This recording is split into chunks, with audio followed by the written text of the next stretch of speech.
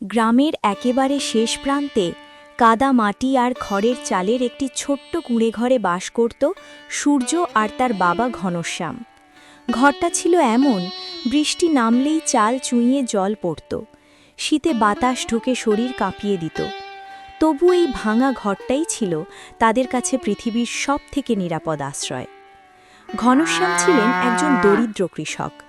বছরের পর বছর চাষ করেছেন, কিন্তু প্রতিবারই প্রকৃতি আর ভাগ্য যেন তার বিপরীতে দাঁড়িয়েছে। কখনো অতিবৃষ্টি, কখনো খরা, কখনো ঋণের চাপে মাথা তুলে দাঁড়ানো যায়নি। তবুও তিনি হাল ছাড়েননি, কারণ কৃষকের কাছে পরিশ্রমী শেষ সম্বল। এই বছর সূর্য বাবার পাশে দাঁড়িয়ে মাঠে কাজ করেছে। ভোরে সূর্য ওঠার আগেই তারা মাঠে যেত, সন্ধ্যায় ক্লান্ত শরীর নিয়ে ফিরত। একদিন দুপুরে দুজনে মাঠের পাশে দাঁড়িয়ে দোল খাওয়া ফসলের দিকে তাকিয়ে রইল। বাবা, আজ এই ফসলগুলোর দিকে তাকিয়ে আমার বুকটা ভরে যাচ্ছে। এতদিন পরে মনে হচ্ছে আমাদের ঘাম আর কষ্ট বৃথা যায়নি। দেখো না, বাতাসে কি সুন্দর করে শস্যগুলো দুলছে। হ্যাঁ বাবা, সত্যিই ভালো হয়েছে। এই ফসল শুধু মাটির ফসল না, এটা আমাদের ধৈর্য আর পরিশ্রমের ফল। আজ মনে হচ্ছে ঈশ্বর অন্তত একবার আমাদের দিকে তাকিয়েছেন।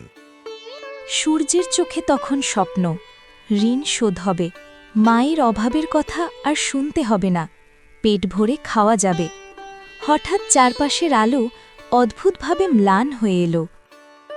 আকাশটা হঠাৎ এমন কালো হয়ে গেল কেন? দূরে বজ্রের গর্জন শোনা গেল। মুহূর্তের মধ্যেই ঝলসে উঠল বিদ্যুৎ। বাবা, বজ্রপাত! এখন যদি বৃষ্টি নামে তাহলে আমাদের সব ফসল নষ্ট হয়ে যাবে। কথা শেষ হওয়ার আগেই ঝমঝম করে নামল ভারী বৃষ্টি। হে আল্লাহ, এ কি সর্বনাশ! এই বৃষ্টিতে তো সব ফসল জলে ডুবে যাবে। বাবা, এত কষ্ট করে যেটা ফলিয়েছিলাম সব শেষ হয়ে যাবে।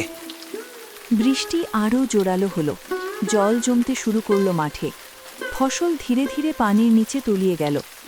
ঘনশ্যাম নিঃশব্দে দাঁড়িয়ে রইলেন, তার চোখে জল, কিন্তু মুখে কোনো কথা নেই। চলো বাবা, আর কিছু করার নেই। ভেজা শরীর, ভেজা মন আর ভাঙা স্বপ্ন নিয়ে তারা ঘরের পথে হাঁটল। সন্ধ্যায় ঘরের ভেতর নিস্তব্ধতা। খেয়ে নে বাবা, আজ এটুকুই আছে। সূর্য থালার দিকে তাকালো, শুধু সাদা ভাত, কোনো তরকারি নেই। ঠিক আছে বাবা। কিছুক্ষণ চুপ করে খাওয়ার পর সূর্যের জমে থাকা প্রশ্নটা বেরিয়ে এলো। বাবা, সব কিছু কি সত্যি ভাগ্যের হাতে? আমরা এত পরিশ্রম করি, তবুও কেন আমাদের জীবনে শুধু কষ্টই আসে? দেখ বাবা, এই দুনিয়ায় মানুষের চেয়ে ভাগ্য শক্তিশালী। উপরওয়ালার সামনে কারো কিছু চলে না, যা লেখা আছে সেটাই হয়। কিন্তু বাবা, যদি ভাগ্যই সব ঠিক করে দেয়, তাহলে আমাদের লড়াই করার মানে কি? আমরা কেন এটা বদলাতে পারি না? কারণ এই কলম আমাদের হাতে নেই বাবা, সেটা মহান সৃষ্টিকর্তা আল্লাহর হাতে। যদি আমার হাতে থাকতো বাবা, আমি কোনো মানুষকে কষ্ট পেতে দিতাম না। কেউ না খেয়ে থাকবে না, কেউ কাঁদবে না, এমন ভাগ্যই লিখতাম।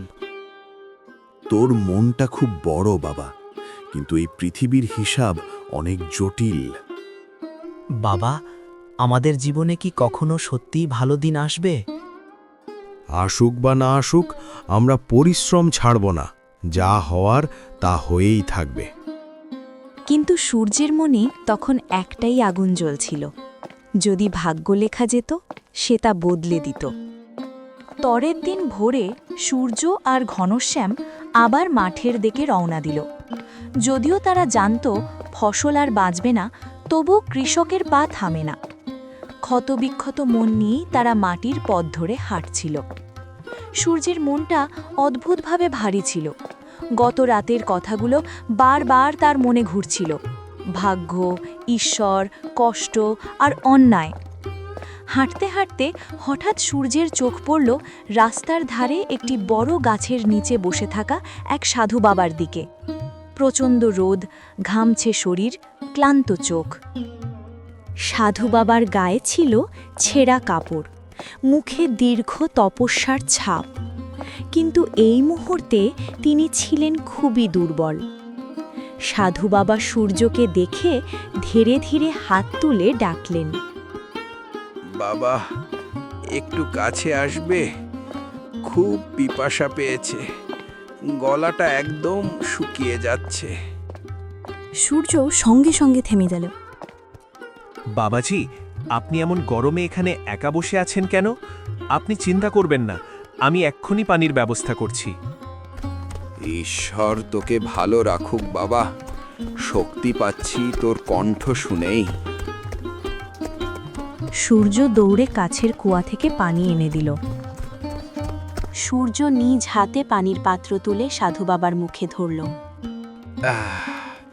এই পানিটা শুধু গলার পিপাসা মেটালো না বাবা, মনে শান্তিও দিল।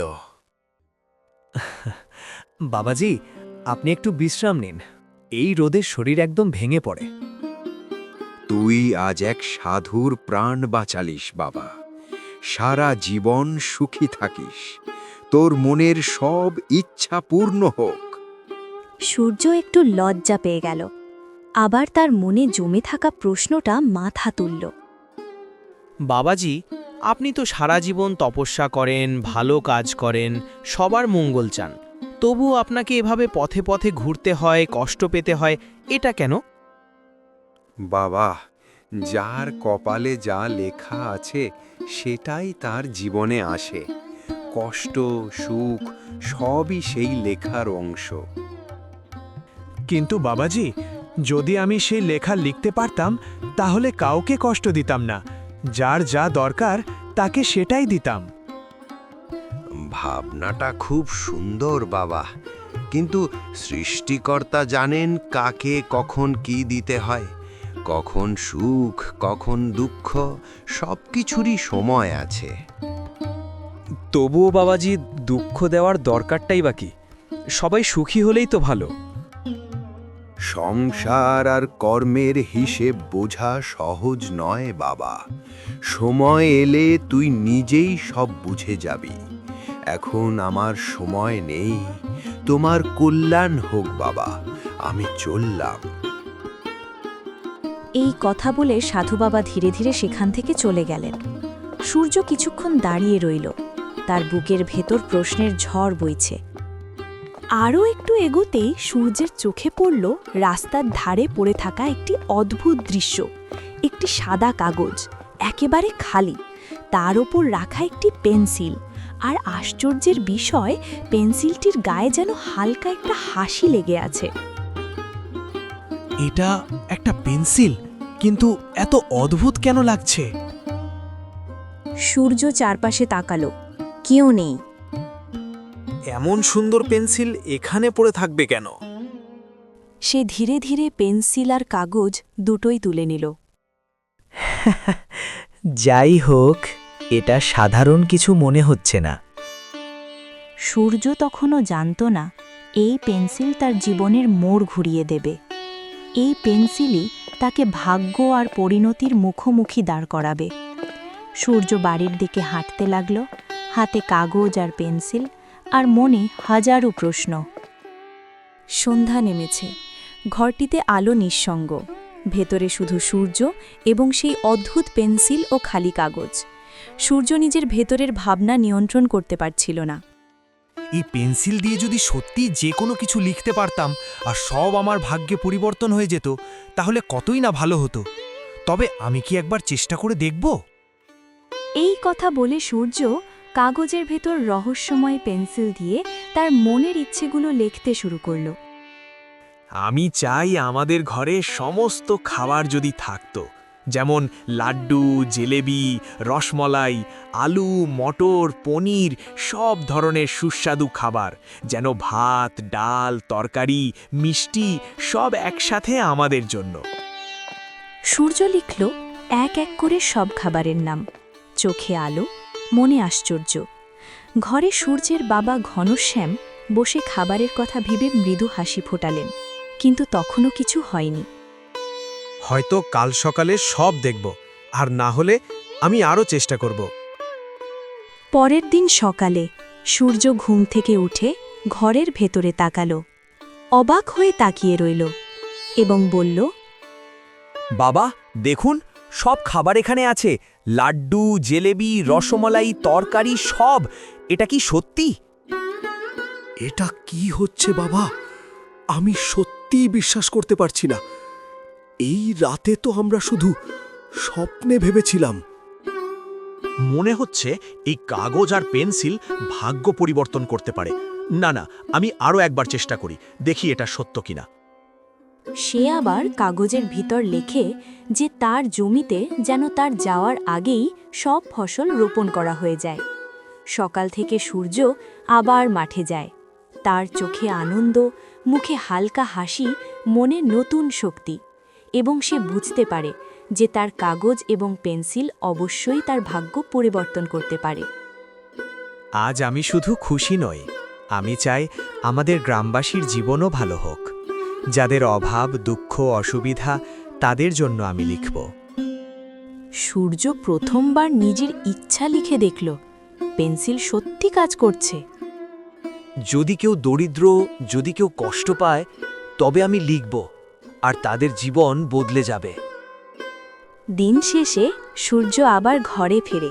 তার বাবা ঘনশ্যাম বললেন, কোথায় ছিলি সারাদিন? এত সময় ধরে তোরে খুঁজে পাচ্ছি না। কিছু খেয়ে নে, খেয়ে ঘুমিয়ে পড়।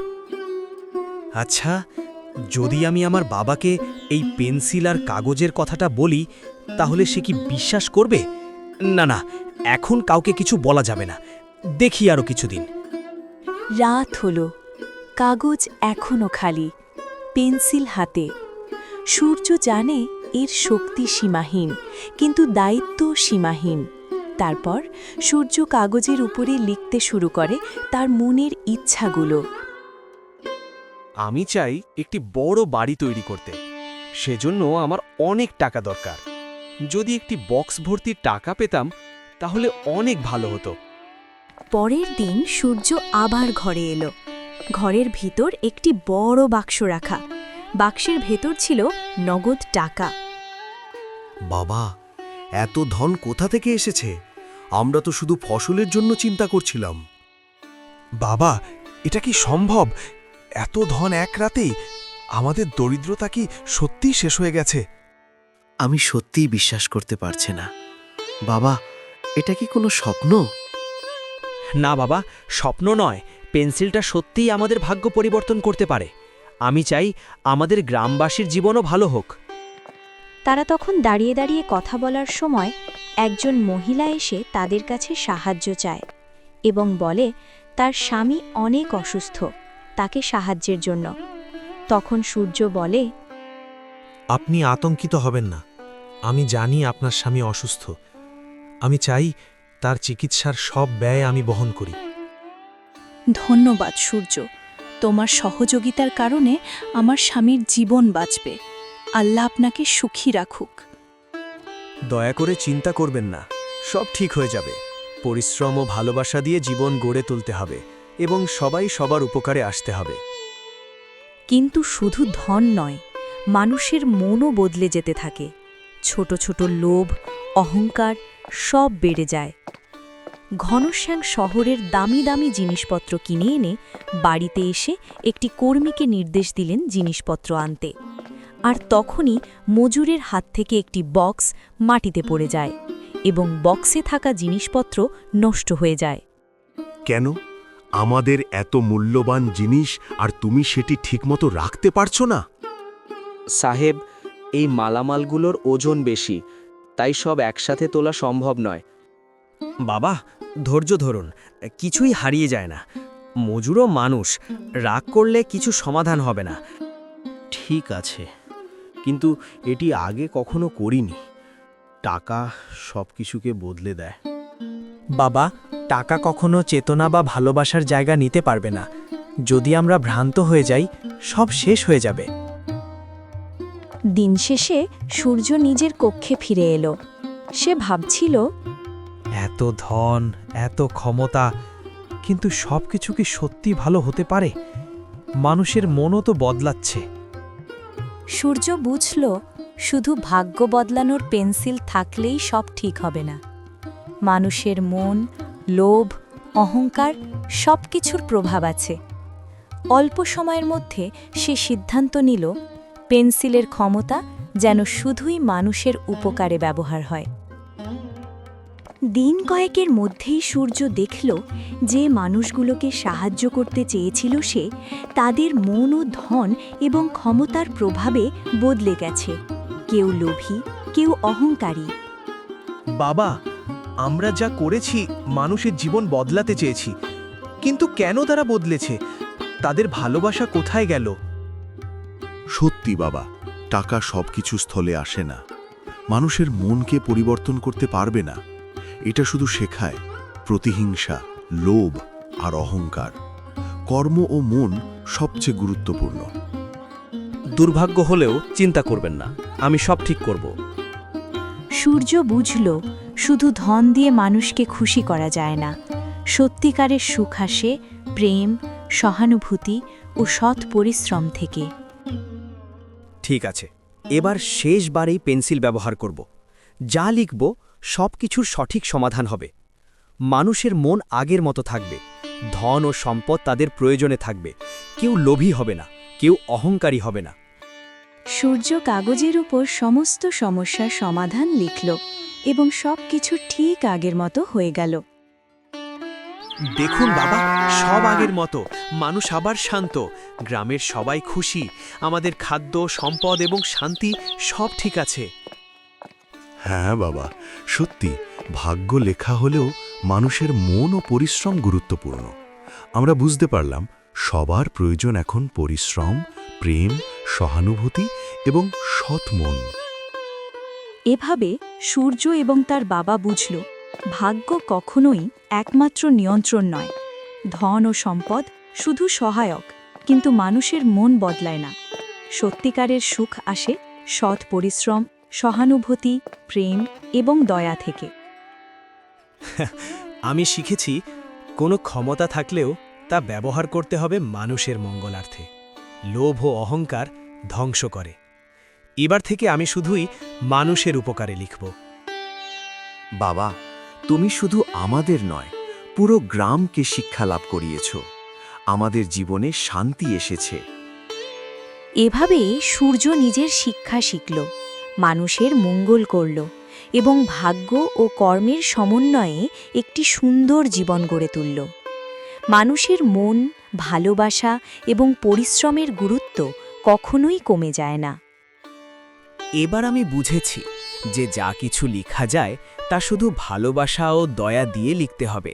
সত্যিকারের সুখের চাবিকাঠি এখানেই লুকিয়ে আছে।